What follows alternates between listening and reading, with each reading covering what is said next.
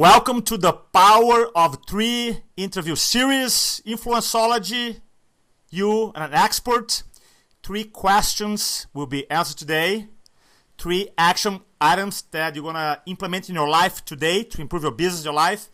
And 3 resources for you to keep learning. I'm really excited because I have a very smart guy and funny guy with us today, Jay Heinrichs, but the correct pronunciation is not Heinrichs, is what, Jay? Heinrichs. Very good. It's German. How's it going, Jay? It's going well, Roberto. Nice to see you. Nice to see you, too. I'm really excited because Jay has been very successful in the publishing business. He wrote this book right here. I'm also going to put a picture here. Thank you for arguing what Aristotle, Lincoln, and Homer Simpson can teach us about the art of persuasion. I'll be talking a lot about this book today. A little background, Jay, he has been the editor, was the editor for the Outside magazine. He also was the editorial director at Rodeo, the company who published Men's Health magazine, Women's Health magazine, Runners, Running. He has a lot of experience in writing as a publisher and a very smart guy and funny guy. How are you doing, my friend? I'm doing well, although, the worst thing you could do is tell somebody that they're funny and then, then start listening for the crickets, right? Oh, no. Oh, it's not that funny. Oh, man. So today we're going to be talking about rhetoric. The other day I was reading a book on rhetoric, and this guy came to me as, man, rhetoric, is that a thing, the black science, dark science that politicians use? I'm like, okay, gotta explain now. So let me ask you the experts. So Jay, what is rhetoric? It's a black science that politicians use. Actually, no, and you know what? Seriously, it is. But at the same time, it allows people, for maybe the most cynical reasons, to get along better together. I mean, this can save our country. It can save the world. It can get you laid, potentially. It can get you a job. What it does is allow people to argue without anger. It gives you the tools you need to get what you want and get along with people at the same time. And everybody wins when that happens. Well, I want to actually say that I have been speaking for 10 years now, studying about presentation. And I would say, looking at the books I have right now, maybe 8 or 9 books on rhetoric. By far, this is the best book on the subject. You gotta have it because most of rhetoric has been around 2,500 years. Yeah, about 3,000. But who counts? Right? And the books that I bought before yours, they're very complicated. It's like, how do I apply this? And what I love about your book is full of practical applications. Let me give you an example. And I know you're gonna go deep into that, so I don't want to steal a thunder here. After I read your book, the biggest takeaway that I learned was that when you argue with people or you have a conversation, you want to become very aware of the tense you're arguing. So I was having this argument with this person and was not going anywhere. And I'm like, why am I having a problem with this? And then I realized, oh yeah, I remember Jay said, because I was arguing the past, all I did, I changed the tense in the future, and that it was magic. So I want to make sure you talk about that. It's really killer, really cool stuff. So again, here's the book. Make sure by the end of this call, I want everybody go to Amazon and buy this.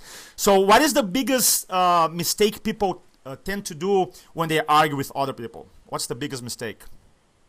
Well, the biggest mistake is most people try to win the argument itself instead of setting a goal that they achieve through that argument. So a lot of people, guys especially, want to score points so that they can win that particular argument and show how great they are at arguing. And usually, of course, all that does is make people angry. Instead, it's better to decide what do you want to get out of this argument, which could be a better relationship. It could be getting somebody to do something. So can I tell you a quick story? Yeah. Yeah. It's in the book. You've already read it. And seeing how worn that book is just makes me want to cry. I mean, that's just a beautiful thing. See, you actually did read it. So in this book, I talk about, it's a true story, about how I was standing alone in the bathroom one day, wearing only a towel, first thing in the morning, and the toothpaste tube had been squeezed dry. Oh, yep. My son at the time was a teenager, about 15 years old, so I knew who the likely culprit was. And I said, shouted through this closed door, "George," that's my son, "who used up all the toothpaste?" And I hear this sarcastic voice on the other side saying, "That's not the point, is it, Dad? The point is, how are we going to keep this from happening again?" The beautiful thing about that was that he had learned, like you, to switch to the future as fast as possible. And the fact that he did it sarcastically just kind of made it funny. That is... But now here's the thing. I could have punished him, as is my fatherly duty to do, I suppose. But instead, all I really wanted was toothpaste. I didn't want to win. I just wanted the tube. So I said to George, "All right, you win. Now, will you please get me some toothpaste?"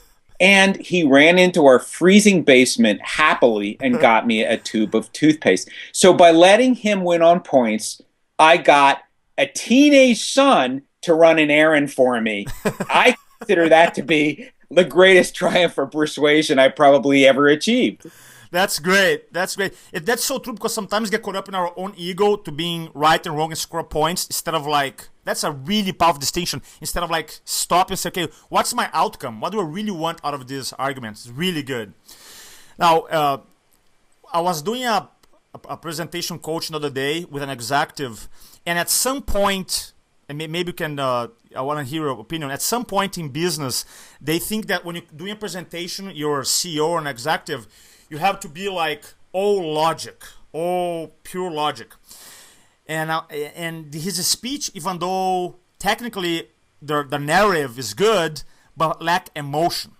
So the second question I have for you is this: is rhetoric or the presentation or the influence all about logic, a logical argument, or has more elements built into that? Sometimes logic really can win the case, but in most cases it won't. By the way, I stole most of my tools from the philosopher Aristotle, the guy who invented logic as we know it. Mm-hmm. Aristotle himself, Mr. Logic, said that more powerful in persuasion, in getting what you want out of a piece of persuasion, such as a presentation, is your image, what he called your ethos, which is the projection of your character. Okay. If people like and trust you, and this is true in any situation, but especially in business, they're more likely to listen to what you say and be persuaded by you. So even more important than logic is whether people like and trust you. Aristotle said that in a way that is an emotion. It's an emotional bond, but he separated out logic and emotion from what he called character or ethos. And that's a very important skill. Getting people to like and trust you right from the get-go will get you the rest of what you want much more often than just pure logic. I think a lot of people spend time when they're trying to build, even in writing or speaking, a persuasive argument, laying out the facts, the story, but they never focus on, hey, how I'm going to have them like me, right? People don't think that way. Right, and that doesn't mean necessarily, getting people to, laugh at everything you say. It could be being somebody who projects a kind of leader's personality, of somebody who really knows what he's doing. So what Aristotle said is that there are three basic tools, and I don't want to get too egg-headed here, but basically tool number one has to do with your craft, how well you know your craft. Do you really know what you're talking about? And can you apply it to the specific situation of a client or a potential business partner? Secondly, besides knowing your craft, you should be able to care, show how much you care for the other person, even at the point of sacrificing yourself. How much are you committed to that particular client? And are you willing to go all the way, put all hands on deck to serve their needs? And thirdly, besides your craft and how much you care, is what I call cause. Aristotle called it virtue, which has to do with whether you serve a larger purpose. One of my biggest clients is Southwest Airlines, and they don't just fly people places. They use the slogan, "You're now free to move about the country." And they take that seriously. They want to give people the freedom to get from one place to another. They consider that an important cause, which is one reason they don't charge bag fees. I'm not, by the way, just shilling for a client here. I'm showing how they're projecting a kind of character. A company can do that as well as an individual. So caring, craft, and cause. How much you know your stuff, how much you care about your client or partner or your coworkers for that matter. And finally, do you stand for something larger than just the moment at hand? I love that. I'm actually write this down. Now, we in our community, InfluenceOlogy, we have a wide variety of professionals. We have lawyers, financial planners, realtors, chiropractors, dentists, investors, coach, speakers. How when you think about application of rhetoric in the world, can you give an example of how someone can apply rhetoric into their specific one skill that everybody listening to us can use right now? Well, I would say if there is a skill that you could do right from the get-go from a business standpoint, Yep. one would be to take a look at your resume, because that's one way you think about yourself and think, what are you weakest in showing what you know how to do things, or do you show yourself to be the kind of person who really commits? Or do you represent something that's larger than yourself? And there are various ways. I help people with their resumes as a sort of resume coach. Okay. And I tell them to look at those three elements. That's one thing I would say. The other thing is, if there's one skill in terms of face-to-face interaction at any moment when somebody disagrees with you, you talked about switching to the future. That is probably the single biggest skill that people tend to take out of my book. Yeah, let's talk about that, because this is so, if you listen to us right now, get a pen and paper, because this is gold here. Jay's about to unleash to you gold. Talk about past, present, future, the blame, the value, conversation, choice. Because when I read it, I'm like, was literally a pattern interrupt. I never heard that before. This is like so powerful. I think the reason you didn't hear it before is that, first of all, it comes straight from Aristotle, and most people don't consider that, bedtime reading. But the other thing is, Aristotle mentioned that there are three kinds of rhetoric, and that puts people to sleep right away. Like, who cares about three kinds of rhetoric? But, I spent years thinking about this, and it occurred to me that he was saying the most valuable thing of all. And he wrote this book. He wrote the book on persuasion, by the way. All books on persuasion in our civilization that have been written since come straight from Aristotle. So I went to the source. The three kinds of rhetoric have to do with the tenses, as you put it, whether it's the past, the present, or the future. The past tense is where things happened before. So that's where people place blame. Who used up all the toothpaste? The present tense, Aristotle said, has to do with values, of what we value together, what's good and bad, or what things do we stand for that make us in or out of a particular tribe. So if you look at the latest presidential campaign, Romney was described by Democrats as being kind of an outsider because he was an out-of-touch millionaire. Obama was considered an outsider by Republicans because what about his birth certificate? And he's an egghead besides that. Everybody was trying to push each other out of the particular tribe. So that's about values, and values are really tricky. People get angry when they challenge each other's identities or whether they're good or bad people, obviously. Aristotle said that if you want a choice to be made, if you want people to decide something that you want them to decide, then you need to switch to the future. He called that deliberative argument, which has to do with deliberation of deciding what you want to do. And that's, if you want a particular decision out of somebody and you're not talking in the future, you're going to have a really tough time. Yes, I love that, because everybody that is listening to us right now, we can apply that in any sales presentation. I love it. Yeah, now besides that, I got to give you another tool here. I love it.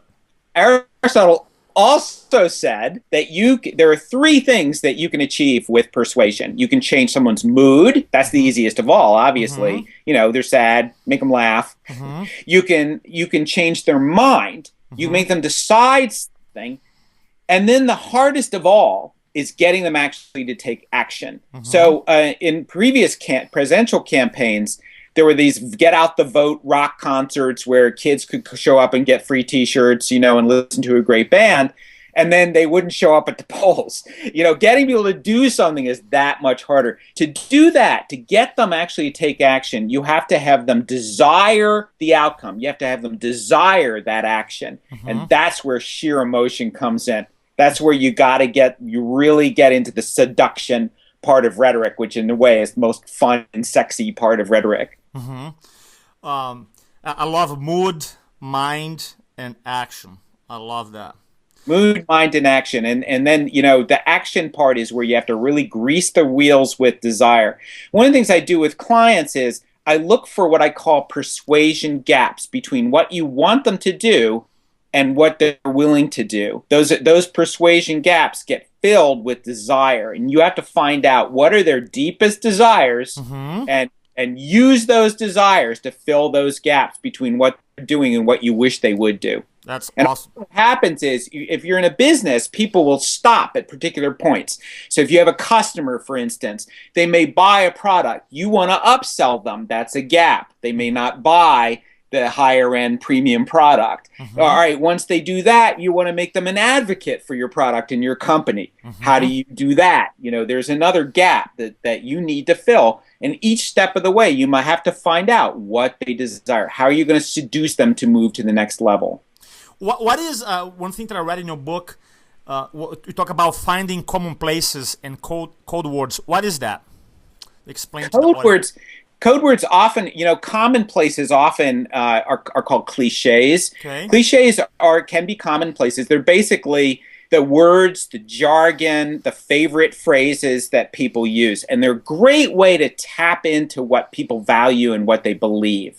So, don't be turned off if you hear a kid use a particular word that's particularly annoying. A kid who says "like" every other word is actually telling you something about herself. Similarly, when people use jargon within particular industries, what they're really saying is, I'm very proud to belong to this particular group. Okay. Learn from those commonplaces. And what the cool thing about commonplaces is they show you what people have in common. Okay. So, you need to get yourself there, picking up that language and also interpreting that language to find out what lies behind it. Why do people use these expressions, in some industries rather than others? Why do women use different expressions from men, young people from older people? Instead of being turned off by that, you need to tap into it so that you can join their tribe, because every tribe has its code. If you look at politicians, they'll often use code language. Liberals will use the word community a lot because liberals love that word. Republicans hate that word. So you don't want to use that if you're talking to a group of conservatives.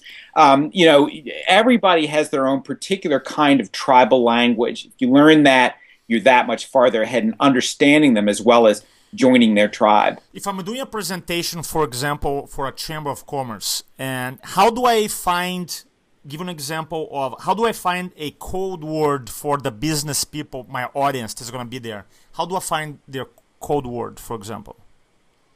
Well, the biggest thing, if it's entrepreneurs, it's all about ROI, right? It's all about the return on investment. What you don't want to do is to use the wrong terms, try to pick up the jargon and then use them wrong. That's the worst thing you could possibly do. In fact, the Greeks called that kakazelia, just kaka, So what you want to do, if you talk about, return on investment or ROI is really what this is all about. Using terms like ramping up is a big term. If you talk about onboarding when it comes to new customers, what's interesting about that is that these are very active terms. And so entrepreneurs in particular love action. They don't love passivity of any kind. So you don't want to use the passive voice. You don't want to say is and are when you could be using really awesome words. You want to use metaphors that have to do with action. So instead of like introduction, ramp up is a much better term. So listen to them. You're going to hear them say this when they're talking. At the same time, entrepreneurs and business people in general are very practical-minded people, so they want to know what's the point, what's the outcome. And I'll tell you, I struggled for some years with this personally because I'm naturally an egghead. I'd rather be here in my cabin studying Aristotle. I don't care about the outcome. I want to learn more Aristotle. And obviously, business people and successful people like you, Roberto, really want, I want to know something for a purpose. I want to know the outcome. And I've had to learn the hard way by listening to the commonplaces, the language that people use, to realize I better speak more actively and understand what their needs are instead of just telling them what I'm passionate about. I just had a breakthrough when you're talking about action words. I never relate, because we speak for entrepreneurs. That's like 99% of our clientele, and I never consciously stop and think about, okay, are the words I'm using, are they a metaphor for action? And that's brilliant, man. Thank you for the gift. That's really good, because I never thought about that. Right? Yeah, no, it's funny. You can really, you talk about rhetoric. Rhetoric really is a dark art. If you can work on the very inside of people's minds, you can make them believe that you're talking about action, even if you're not. I mean, if you're talking about something that's just pure theory, you put it in enough words, you can make people believe it. There's this term that Greeks use, and I have to be egg-headed out every now and then, called anargia. And anargia is often mistranslated as energetic speech. Really, it's the special effects of rhetoric. Ideally, when you're telling a story or describing a particular project or a proposal, you want to make people believe that something is happening before their very eyes, as if you're applying, a computer graphics only just with your voice. And to do that, using the active voice is one way to make people believe that the words you're using themselves have a kind of reality to it. I love that. That's good. Man, you share a lot of great information. I want to give some resources, obviously, for people to learn more about your work. Number one resource, I look at your blog. Can you talk a little bit about figure of speech? It's a great resource. Can you talk about that a little bit?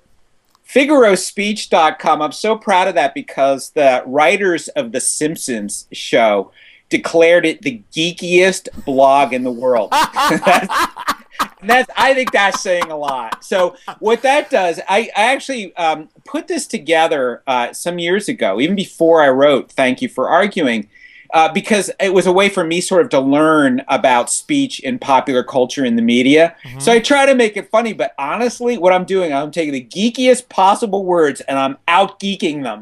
This is examining language just for the sheer fun of it. So I do have another resource. I have sort of a tool website called wordhero.org. Okay. Not .com, that was taken, .org. Wordhero.org. I'm going to put the link here. And it's based on my second book, which is Word Hero. Okay. And Word Hero is all about language. It's all about figures of speech and tropes, which are ways of changing people's views of reality. Mm-hmm. And Word Hero is a great way to study some of the techniques there. So that would be the second thing that I can provide for you. I want to make sure everybody, please do yourself a favor and just get this book. I'm going to actually, before this call, I went to Amazon and I already ordered the Word Hero.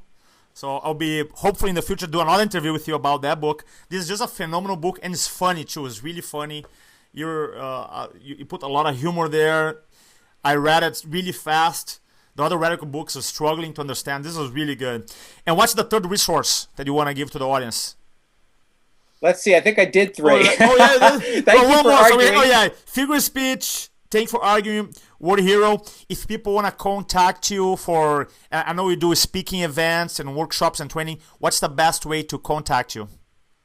Actually, any one of those three resources give you ways to do that. My name, again, is Jay Heinrichs. If you just write me at jayheinrichs.com, that will tap you into contacting me. You can like me on Facebook. Word Hero has a page, or you can just get in touch directly with me. So they're all, as everybody has, there are a million ways to contact me. You just have to either know Thank You for Arguing or Jay Heinrichs. Man, it has been a pleasure. I learned a lot before meeting you, and in this call and the interview, I learned a lot too. Thanks so much for sharing your wisdom and your humor with our community. Thanks so much, Jay. I appreciate that.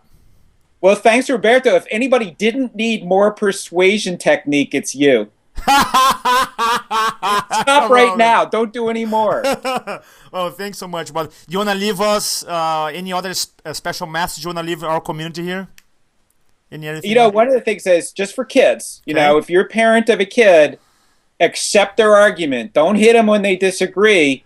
just make sure that if they're disagreeing without anger, and if they're using a sense of humor, you've got a kid who's going to grow up and own the world. Well, I'll be working for that kid someday. So be a parent who loves argumentative kids. I'm one of them. I love that. Thanks so much, Jay. Appreciate that. Thank you. It's a pleasure, Roberto. Take care.